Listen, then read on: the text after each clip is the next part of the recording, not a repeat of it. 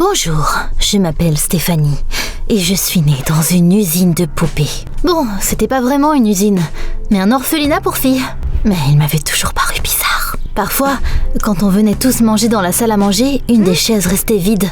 Ça voulait dire que l'une de nous avait été choisie. Nos profs nous appelaient toutes des sœurs, mais on n'était pas vraiment de la même famille, ni même amies. Des règles strictes nous interdisaient de nous rapprocher les unes des autres. Notre directrice s'appelait Madame Griffin, et aucune d'entre nous ne l'avait jamais vue. Une fois quand j'étais petite, je me suis faufilée à l'étage où se trouvait son bureau. Je vais enfin voir à quoi elle ressemble.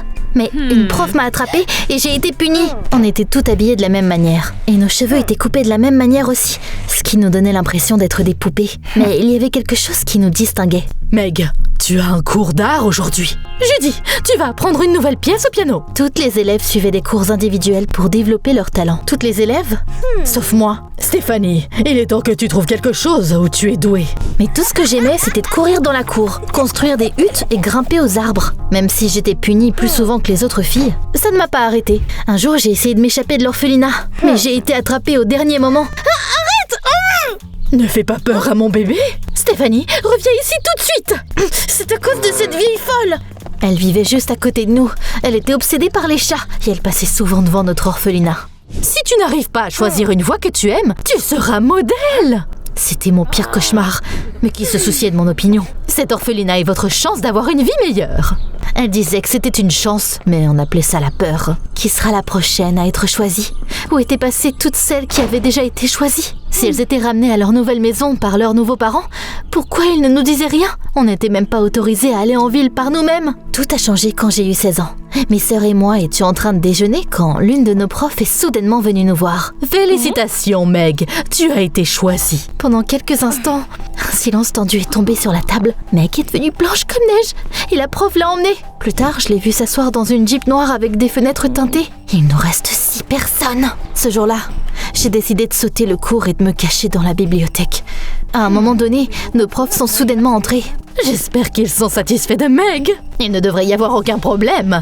Madame Griffin n'a jamais tort. Après leur départ, j'ai soudainement entendu un bruissement. Judy, je suis censée lire les biographies de pianistes célèbres pour mon prochain cours. Et il s'est avéré que la conversation des profs avait fait flipper Judy aussi. Il se passe quelque chose de louche, quelque chose de dangereux. Avant d'aller au lit, on est toujours censé regarder des programmes éducatifs ensemble. On était rassemblés devant la télé quand des infos d'urgence sont apparues à l'écran. Une jeune fille a été blessée dans un accident plus tôt aujourd'hui. Voici une photo de la scène. C'est la Jeep avec laquelle Meg est partie? J'ai attiré l'attention de Judy et j'ai réalisé qu'on pensait la même chose. Elle a été emmenée à l'hôpital de la ville. Il s'est passé quoi? Concentrez-vous sur vos études. Le lendemain, Judy et moi avons décidé de découvrir ce qui s'était passé. Elle a distrait les profs et j'ai volé un annuaire téléphonique et appelé l'hôpital. Notre hôpital n'a admis aucune fille blessée dans un accident de voiture hier. C'est suspect. Ce matin-là, j'ai eu un cours de pause. Rick sera ton photographe à partir de maintenant. Jusqu'à présent, toutes tes leçons étaient théoriques. Rick t'apprendra à poser devant une caméra. D'habitude, je me transformais en statue immobile dès qu'une caméra était pointée sur moi. Mais ce jour-là, c'était différent. Regarde, il y a un écureuil dans l'arbre. Où ça? Jolie photo. T'as l'air si vivante dessus. Il savait comment faire de belles photos. Et en plus, il s'est avéré être un gars génial de manière générale. Maintenant, prends ton téléphone et fais comme si tu prenais un selfie. On n'a pas le droit d'avoir des téléphones. Waouh, on est au Moyen-Âge ou quoi? Ouais, et les profs sont des sorcières maléfiques. C'était amusant de traîner avec Rick et on s'est vite rapprochés. Un jour, il y a eu un orage et il y a eu une coupure d'électricité à l'orphelinat. Pendant que tout le monde était distrait, Judy et moi sommes allés à l'étage de la faculté et on s'est faufilés dans le bureau de Madame Griffin. Heureusement, elle n'a pas verrouillé la porte. Pendant que Judy surveillait, j'ai essayé de trouver des informations sur nos sœurs qui avaient quitté l'orphelinat. Il doit bien y avoir quelque chose. Puis la chance m'a souri. J'ai trouvé un dossier avec des photos de toutes les étudiantes dans un tiroir. Les photos des filles qui avaient été choisies étaient barrées. Qu'est-ce que ça veut dire? Je crois que j'ai entendu des pas. On doit y aller. Au pied de l'escalier, on a croisé Rick. Stéphanie, je suis là pour notre cours, mais il y avait personne en bas. Il y a eu une coupure d'électricité et... Puis on a entendu la voix d'une des profs. Il nous balance pas. On a à peine réussi à se cacher à temps. Qu'est-ce que tu fais ici? Seuls les enseignants sont autorisés à cet étage. Je cherchais justement quelqu'un du personnel. Pouvez-vous m'indiquer le chemin de la cour? Quand ils sont partis, On a poussé un soupir de soulagement. Rick était vraiment un mec bien. Judy et moi avons passé la semaine suivante à essayer de trouver plus d'informations, mais on n'a rien trouvé. Si seulement on avait accès à Internet. Bientôt, une célébration a eu lieu dans notre royaume des ténèbres. C'était l'anniversaire de Judy. Comme d'habitude ce jour-là, un gala avait lieu à l'orphelinat. Tu auras même le droit de manger un gâteau d'anniversaire. J'ai bien peur de ne plus passer la porte après avoir mangé ça. C'était censé être une soirée heureuse, mais quelque chose l'a gâché. Au milieu de la soirée, 2 sorcières sont apparues. Elles avaient l'air heureuses, et il était clair qu'on n'allait pas aimer ce qu'elles avaient à dire. Félicitations, Judy. Nous avons un super cadeau pour toi. Tu as été choisie. Mince, j'espérais que mon instinct se trompait. Elle n'ira nulle part avec vous. Calme-toi ou tu le regretteras. Judy était terrifiée, mais elle ne pouvait rien faire. 10 minutes plus tard, je l'ai vue partir dans une Jeep noire. Je ne les laisserai pas s'en tirer comme ça. Le lendemain matin, j'ai ignoré les règles de Madame Griffin et j'ai frappé à sa porte. Je ne partirai pas tant que vous ne m'aurez pas dit où Judy a été emmenée. Pas besoin de crier comme ça, viens au téléphone. Judy veut te parler. Je n'en croyais pas mes oreilles quand j'ai entendu la voix de mon amie. Stéphanie, ça va, ne me cherche pas. J'avais l'impression qu'elle pleurait. Mais avant que je puisse demander quoi que ce soit, elle a raccroché. Au lieu de me rassurer, cette conversation m'a juste rendue encore plus méfiante. Un jour, pendant un cours de pause, je n'ai pas pu m'empêcher de partager mes inquiétudes avec Rick. T'as raison, c'est bizarre. Je vais essayer de t'aider. Bientôt, il m'a secrètement apporté un smartphone.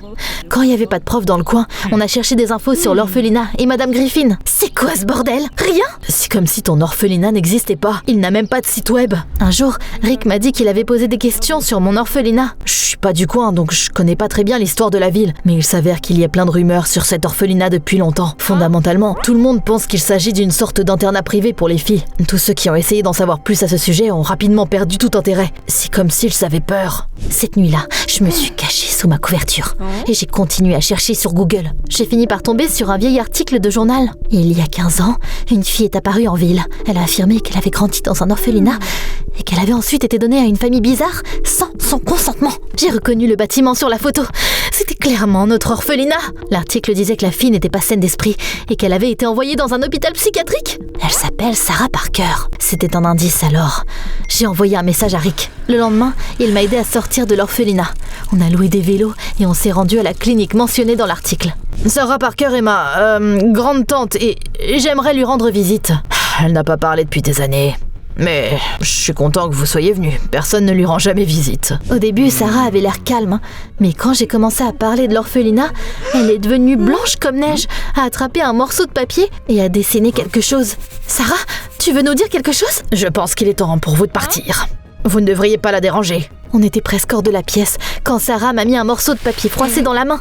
Il y avait une figure tordue dessinée et un seul mot écrit dessus. Poupée? Ça m'a donné la chair de poule. Je me sentais mal à l'aise. Je ne veux pas retourner dans cet orphelinat stupide. Un festival a lieu dans le centre-ville aujourd'hui. On peut y passer un peu de temps. C'était tentant et j'ai accepté. Le festival était incroyable. Je savourais le moment quand j'ai soudainement vu un couple qui a attiré mon attention. Ils sont montés dans une voiture chère et j'ai vu un visage familier sur le siège arrière.